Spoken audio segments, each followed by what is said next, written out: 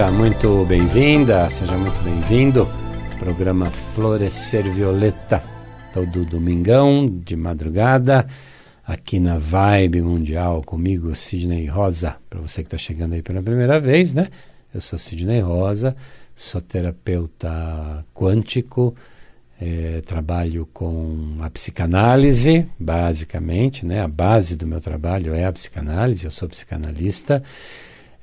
Trabalho também com a hipnose, trabalho com a radiestesia, trabalho com as constelações familiares.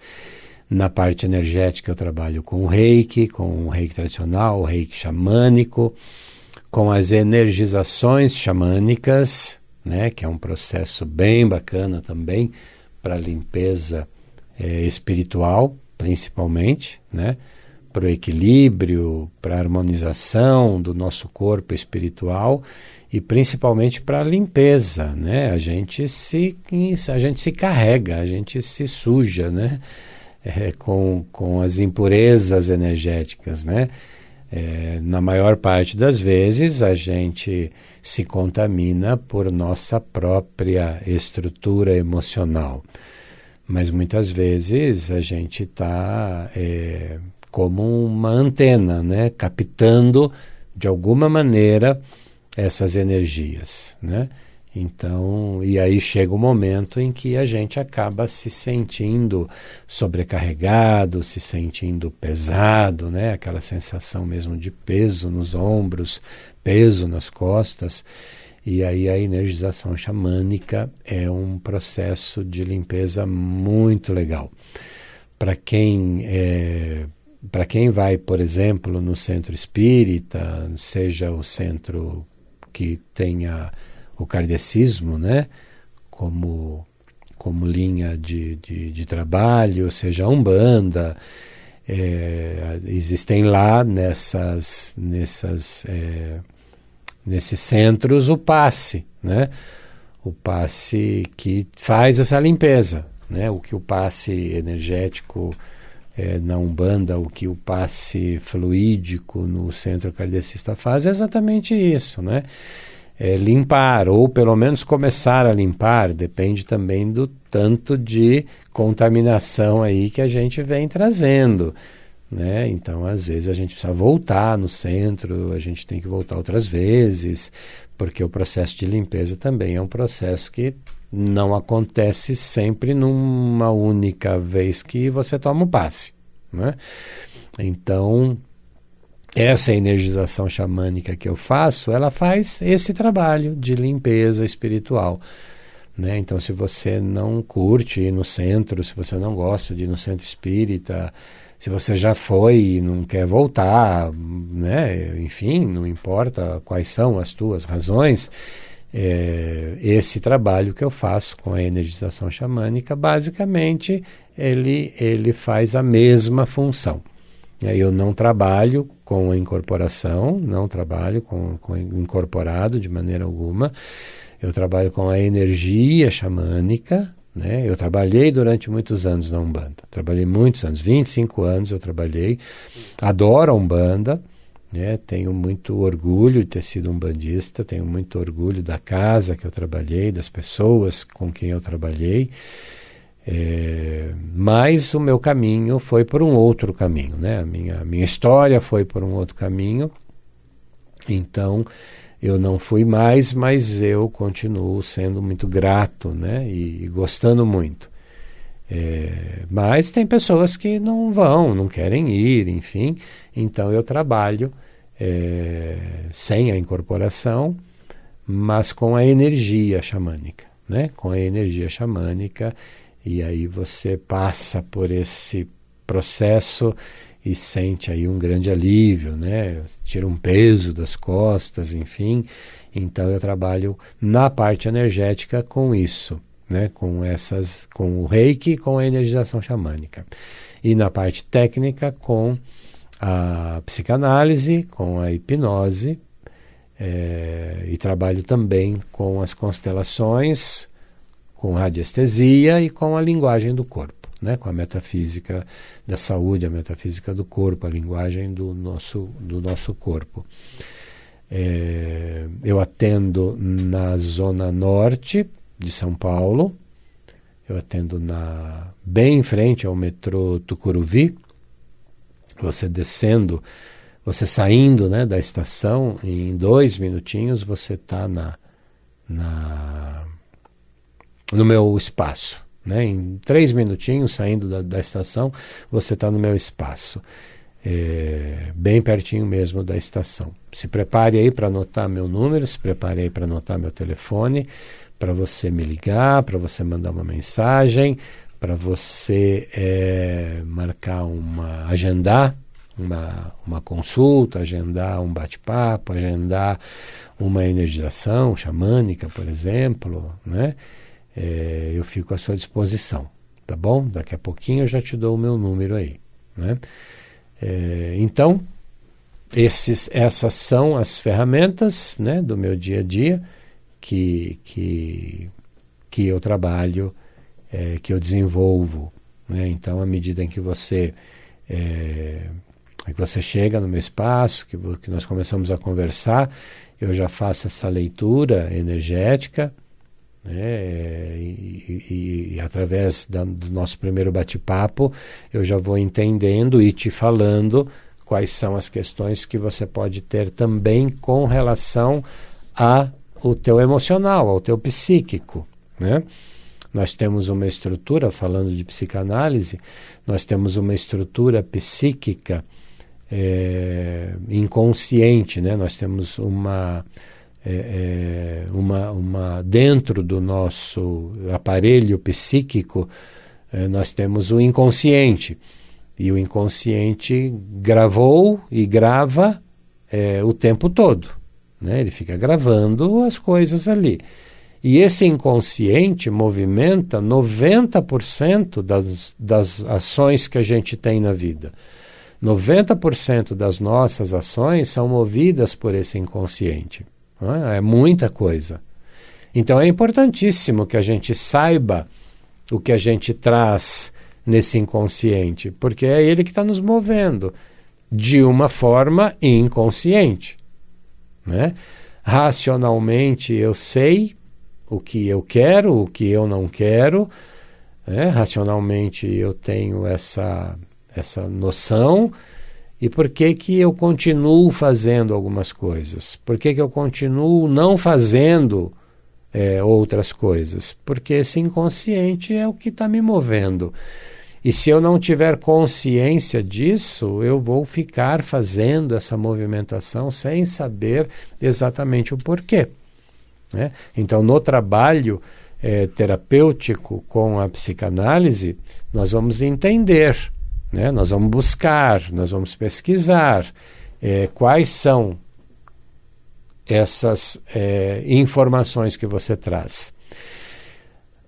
Temos informações gravadas muito boas, extremamente positivas. Todas as informações positivas estão gravadas, né? O inconsciente não é formado apenas de coisas ruins, de maneira alguma, né? Mas ele também gravou aquilo que foi dito de negativo, né? Aquilo que de alguma maneira foi dito de uma forma negativa, ele vai estar atuando na sua vida, né?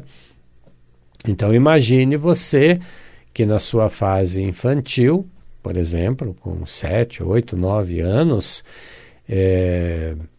você era um garoto, uma garota que vivia, vou dar um exemplo aqui, vivia quebrando as coisas, né? Pegava, derrubava, quebrava. Ia brincar com um brinquedo, quebrava o brinquedo. Ia fazer alguma outra coisa, quebrava aquela coisa, né? Tentando fazer de você, né? Tentando levar para essa criança uma informação importante de que tem que tomar mais cuidado com as suas coisas, tem que, né, não quebrar as coisas. Os seus pais podem ter, de alguma maneira, exagerado e ter dito, que é muito comum, né? Nossa, tudo que você põe a mão você quebra tudo, você destrói tudo, né?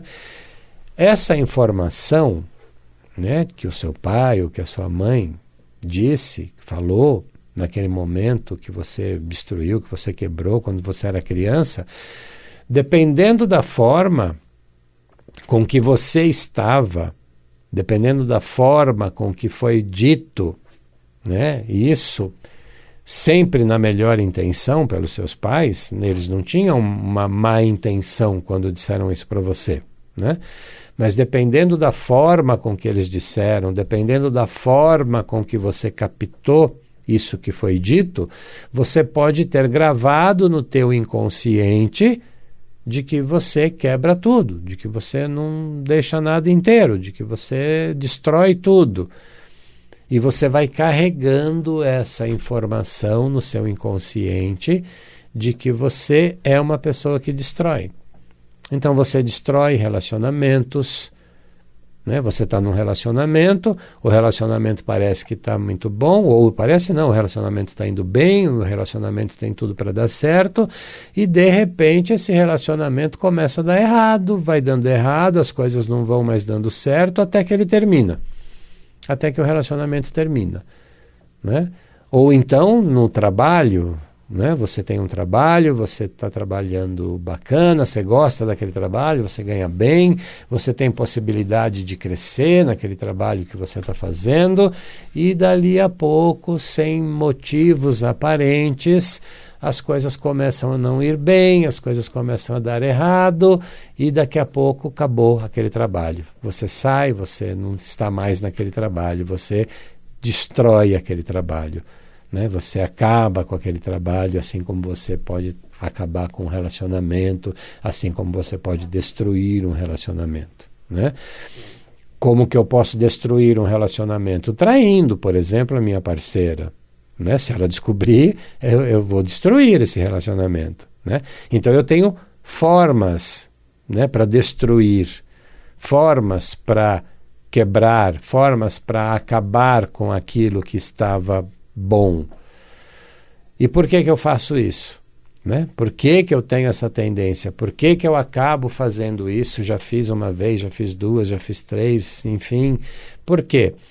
Porque no meu inconsciente tem essa informação do meu pai, da minha mãe, ou dos dois, dizendo que eu quebro tudo, que eu destruo tudo.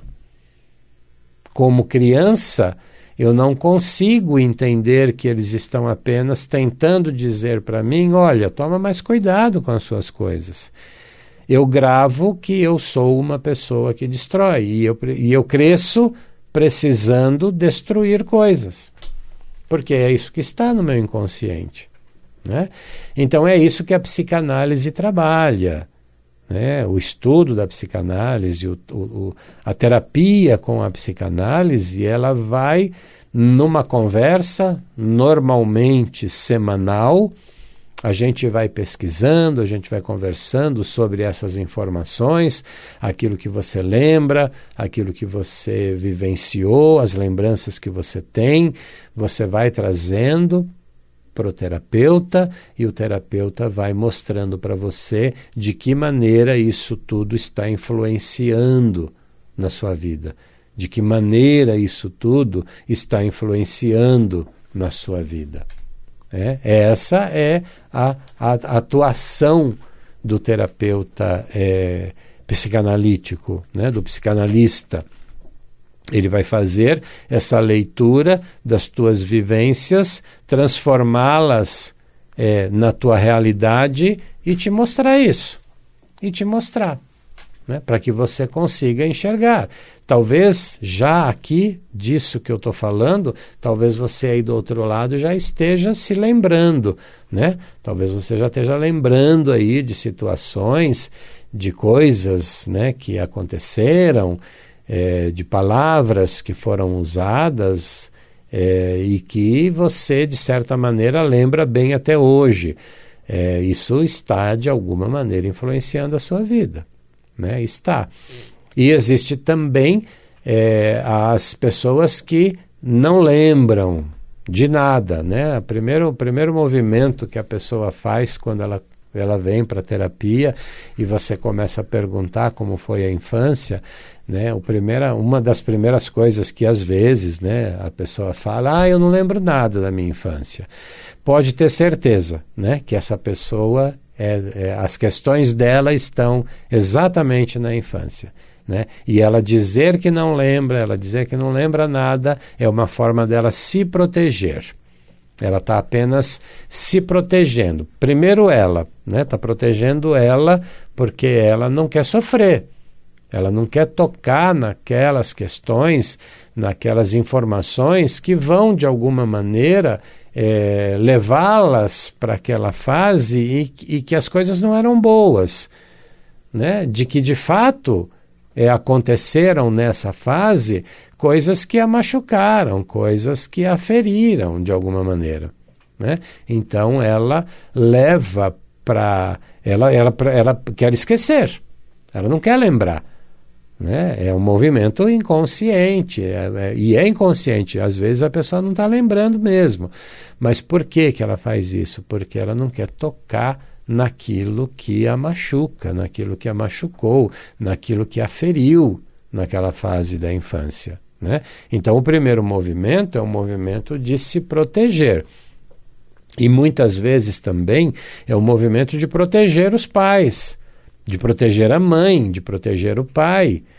Né? Também é comum, às vezes você começa ali o trabalho terapêutico e você já notou, você de alguma maneira já percebeu ali que tem uma influência grande da forma com que a sua mãe conduziu a educação, da forma com que talvez o seu pai tenha conduzido. E se você no movimento de proteção, você já vai falando, meu pai era ótimo, nossa, minha mãe era maravilhosa, minha mãe era uma santa. O terapeuta já vai entender que, peraí, né? Não existe santa, né? Não existe gente perfeita, não existe perfeição. Né? Se a pessoa está falando isso, é porque de alguma maneira ela quer, sim, proteger os pais. Ela tem um vínculo ainda muito grande com esses pais, ela tem um vínculo ainda muito grande com essa mãe, com esse pai, e ela quer proteger, então ela já sai na defesa, né, dessas figuras que são os pais, as principais, né, os principais canais das nossas questões. É óbvio, né? Nós aprendemos com eles, a gente vive 9 meses dentro da nossa mãe. Né? Em geral, via de regra, o primeiro ano, depois que a gente nasce, o primeiro ano a gente vive no colo dela, mamando no peito dela. Né? Então a nossa relação com a nossa mãe é muito forte, mais forte que o pai. Né? A gente passa 9 meses dentro dessa mulher, então claro que a nossa relação com as mães serão muito mais fortes e influentes na nossa vida, mas dependendo do pai, dependendo da conduta do pai, o pai também tem uma influência imensa, né, nessa formação, e a gente pode querer protegê-los, e a gente faz muito isso, né? A gente tenta sim protegê-los. É um instinto de sobrevivência, a gente vai carregando essa necessidade de pertencer, né, de estar junto com essas figuras, desvincular delas pode nos parecer a perca dessa sobrevivência, né, porque durante muito tempo eu mamei nessa mulher. Durante muito tempo, ou o pai, ou a mãe, ou os dois, me deram comida na boca. Né? Eu só comia se eles colocassem a comida na minha boca. Num segundo momento, eu já até comia sozinho. Né? Eu já sabia começar a pegar o garfo, a colherzinha, e já começava a comer sozinho. Mas eu precisava que alguém fizesse essa comida, eu precisava que alguém preparasse essa comida. Né? Num terceiro momento, eu já sei até fazer, eu já até sei me virar, mas eu não trabalho ainda, eu não faço dinheiro, então eu preciso que alguém compre esses ingredientes, esses alimentos, para que de repente eu até venha fazer. Então eu estou sempre numa dependência, dessas figuras de pai e mãe, principalmente, né? E se eles não são meus amigos, se eu não os defendo, eles não vão mais fazer isso por mim. E aí eu não vou comer mais, e se eu não comer, eu vou morrer, né? Porque a gente passa boa parte da infância ouvindo isso, né? Come tudo para você ficar forte, come tudo. Não é assim que os pais falam, né? Come tudo, tem que se alimentar, tem que comer bem, né? E vai lá e põe comida na boca da criança, né? Então eu como criança, eu faço uma ligação de comer, viver, comer, não morrer, né? Então isso se torna um instinto de sobrevivência. E aí, se eu não estou vinculado, né, se eu não estou junto com esses pais, eu perco esse vínculo. E aí eu tenho a impressão inconsciente de que eu não vou sobreviver, porque eu estou perdendo a relação, estou perdendo o vínculo com quem me dá condição de sobrevivência. Racionalmente, eu já sou uma pessoa que trabalho, que faço o meu próprio dinheiro, que às vezes até tenho a minha própria família.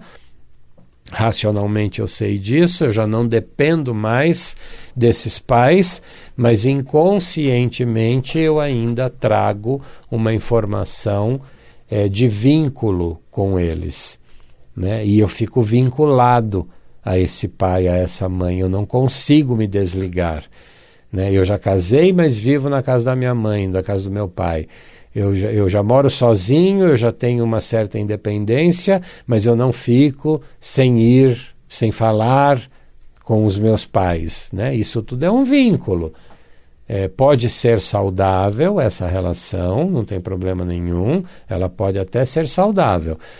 Não é normalmente não é, né? Mas ela pode ser saudável. Mas quando ela não é saudável, ela precisa ser olhada.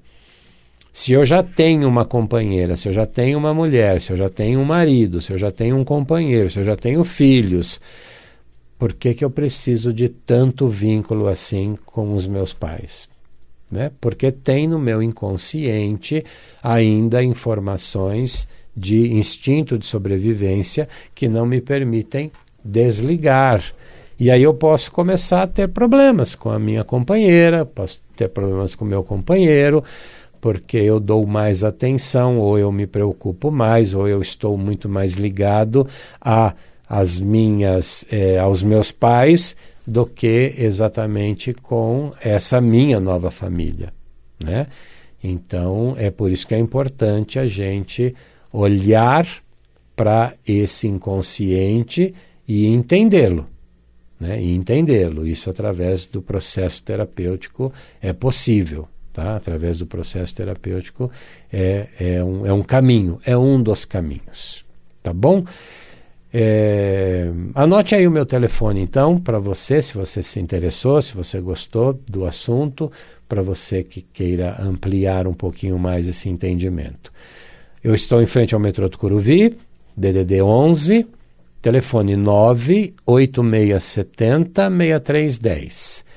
11 98670-6310. Tá bom? Ou então nas redes sociais, Sidney Rosa, Florescer Violeta. Tá bom? Te espero aqui no próximo domingo na Mundial ou me manda uma mensagem. Até mais.